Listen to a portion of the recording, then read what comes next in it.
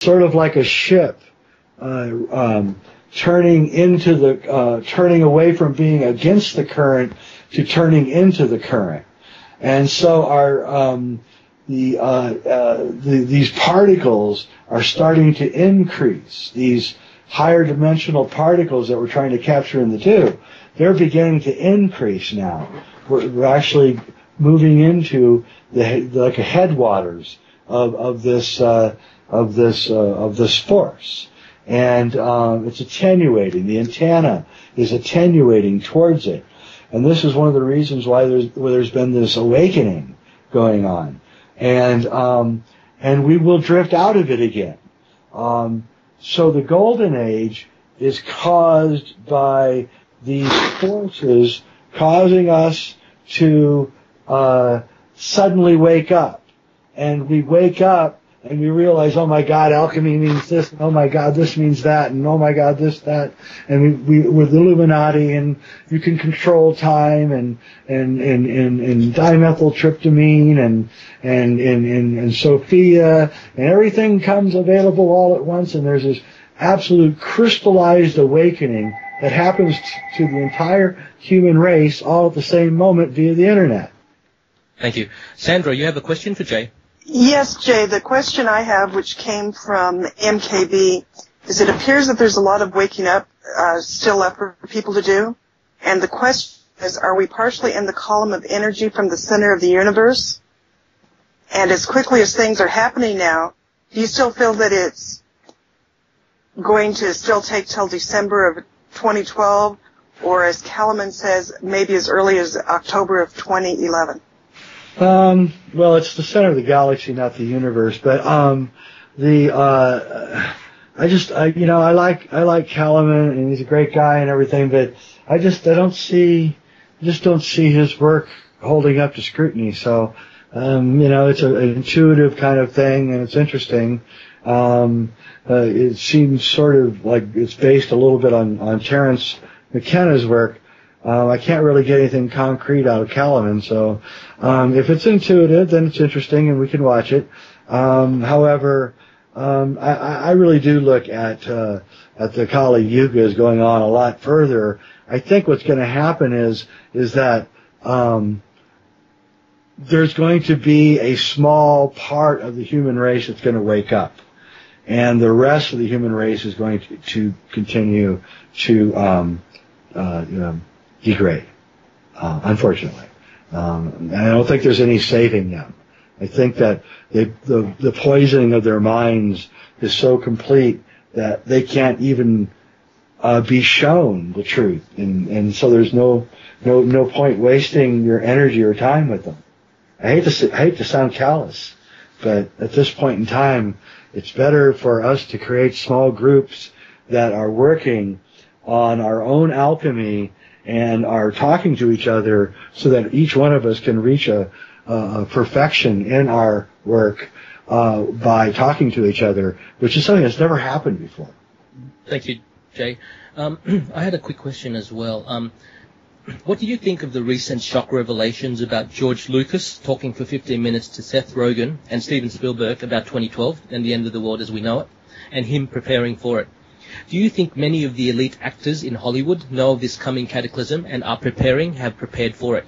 Cliff have seen in his linguistics, as of the last run, that the elites are making preparations to move to their hidey holes. Do you know or have seen or heard of anything in that respect in Hollywood? Yeah, there's a lot of movement going on in a lot of directions, and not just in Hollywood, everywhere. Maybe just the 2012ers have got everybody spooked, but it looks more than that. And Lucas saying that stuff just doesn't surprise me. I'm telling you that in this $120 million film from 2005, Kingdom of Heaven, by Ridley Scott, one of the top directors in the world, he clearly has the numbers 2012 on his forehead. This is before all the 2012 stuff started, really. And so you just got to wonder if, what's going on and why he would do that. And So I believe that George Lucas and Spielberg and Kubrick and Ridley Scott and they're not who we think they are. In other words, you aren't going to make a film in Hollywood unless you've been initiated into the group. And when I say initiated, I mean initiated, completely compromised, so that you will never talk. And you notice that as soon as he said it, he denied it. Which everybody's doing now. That's the other thing that the useful idiots in the Illuminati are doing. They're saying the truth, and then the next day they're denying it. It's really quite amusing. That's the internet, too. The instant information is causing everyone to hear about Lucas within, 6 hours of him saying it. It's hilarious. Very true. Uranus Rising, you have a question for Jay? Yes, Jay. Going back to the hyperdimensional torus for a moment, I was wondering if, since this torus is an infinite cycle, would we want to step out of the game, especially in light of our relationship with the awakening of Sophia? And if we do, how do we do it? When you say step out of the game, what do you mean? This infinite cycle within the torus of going through the ages. Well, I mean, the infinite cycle can melt back in to the larger infinite cycle, or the infinite cycle can, retain its individuation for a long period. The infinite cycle can do as long as it's astrally bound. The infinite cycle can become immortal in spirit. This is what the Kabbalah is really about. The Ka is the residual of the human body, the bones and the dust of the human body, and the Ba is the spirit. And if you can keep the Ka in a pristine state, like in a tomb, then the Ba can remain attached to the Ka and kind of use it as an energy vehicle to wander around the universe and to get into people's heads. And so you could become a god in Egypt by preserving all the things that you touched in your life. So your cups that you used and the plates and your clothing, everything you ever had was carefully kept and then placed in the tomb with you. And these are your Ka is so this was a kind of an alchemy where you could preserve the spirit of the person, the hyperdimensional torus, intact by having a tethering effect onto the earth. But basically you are absorbed back in to the larger body of Sophia at death. You do not die. You are absorbed back into it, and she can if she wishes, and you can if you wish. If you've lived the right kind of life, you can come back and be whatever you want and do whatever you want in a conscious way. So there's all these different things that are going on. But basically, we're all Sophia. Our lives are Sophia lives. Our memories go into the memory of Sophia, which is the Akashic record. And when we die, we are folded back, alchemically folded back into Sophia, and we can also alchemically unfold out of Sophia.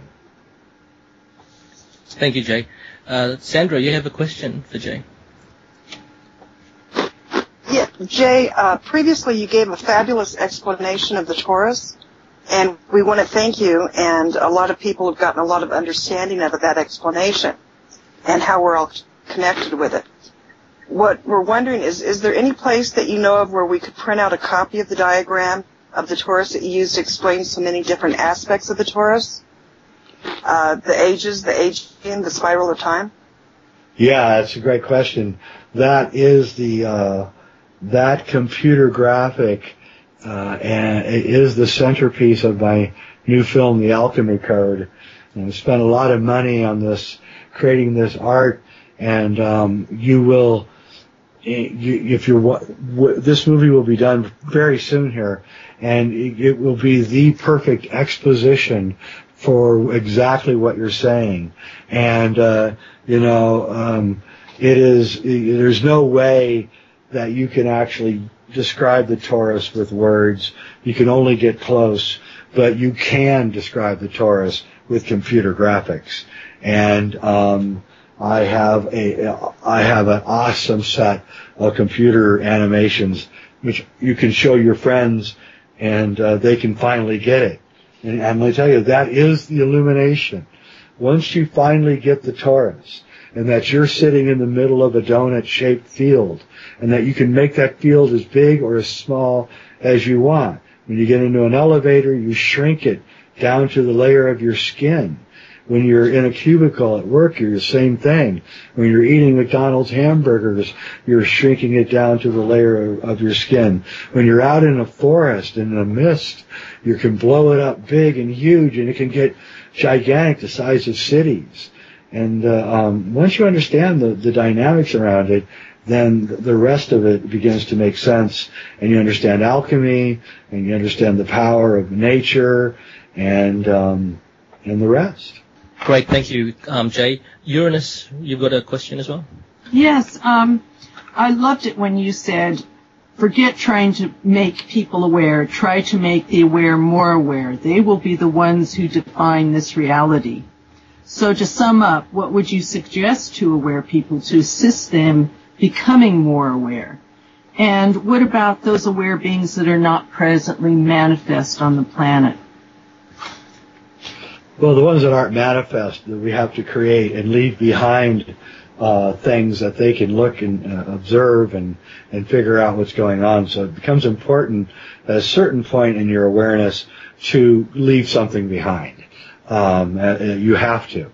We're all standing on the shoulders of giants, and we need to acknowledge our teachers, but we also need to acknowledge the ones that are coming later. As for the people who are already aware, they really need to, let's just be blunt, you need to get out into communities away from cities. You need to practice Qigong and Tai Chi and yoga, and you need to eat natural foods, and you need to get a discipline, and you need to practice alchemy. You need to have a lab.